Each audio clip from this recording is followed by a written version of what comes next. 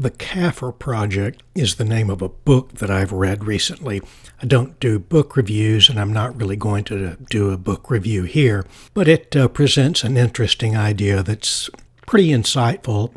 It's a science fiction book. The foreword is by Lawrence Krauss, and the basic premise of the book, without really giving away the plot or a spoiler for the book, the basic premise is the idea that scientists have developed a kind of time travel where they can not travel into the past, but they can look into the past. It eliminates the questions about time travel, that if you go into the past and change something, what kind of world are you going to return to? It just posits the idea that you can go look into the past without disturbing anything, sort of like viewing it on a TV monitor or screen. And the project called the Kafir Project, the word kafir meaning an unbeliever to the Muslims. This is a project developed by the Defense Department in the U.S. with the explicit purpose of going back in time and viewing the creation of the Quran and the foundation of Islam. And they're doing it for the express purpose of trying to demonstrate to radical Muslims that their belief system, that their religion is based upon things that didn't happen the way Muhammad said. I'm not really discussing here exactly what went on in the book, but the basic idea that they present is, can you show people who believe in this religion how their religion was founded? Can you convince them this is a time viewing device? And for example, to convince them that this really is looking into the past and you're not just looking at some computer animation, one might say, okay, pick a time in the past and you can go back and look at yourself when you were alone at some point in your life and nobody knows what you did or saw, but you can see into the past and we can convince you that this device really is traveling into the past and is going to show you what occurred.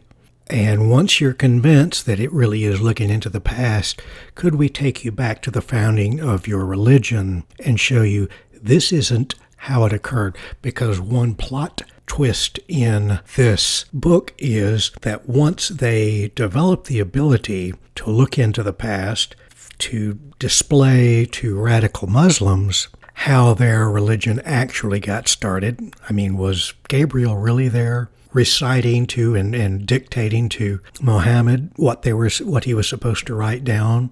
But once they decided they had that ability, they decided they weren't going to just stop with it.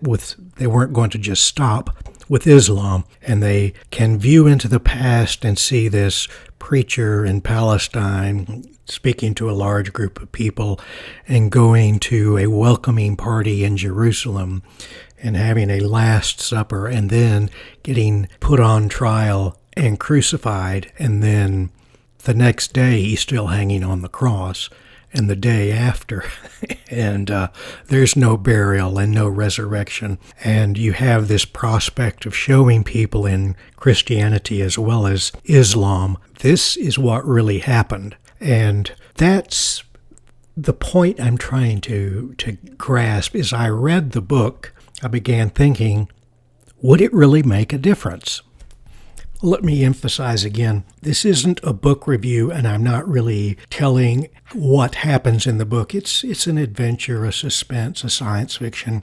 But while they address at one point the idea of convincing people that this is true, this was the point that I got stuck on. I could not quite let go of this one issue, irrespective of what it meant to the plot of the book.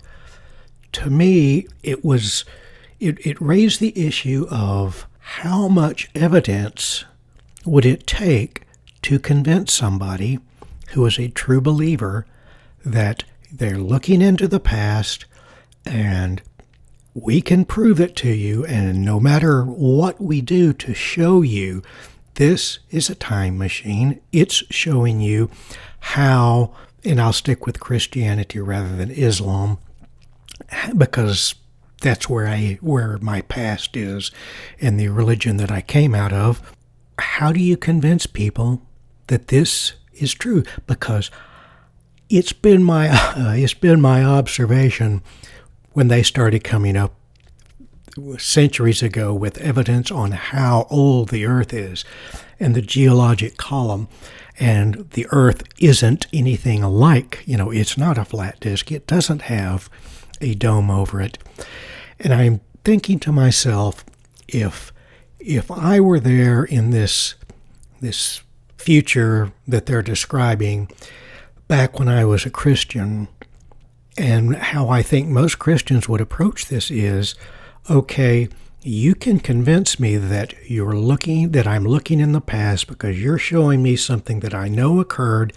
You have no way of knowing that occurred, but maybe if you can travel into the past, maybe you can read my mind.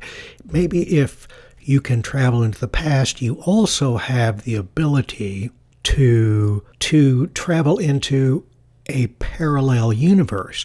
How do I know this isn't some power the devil has given you?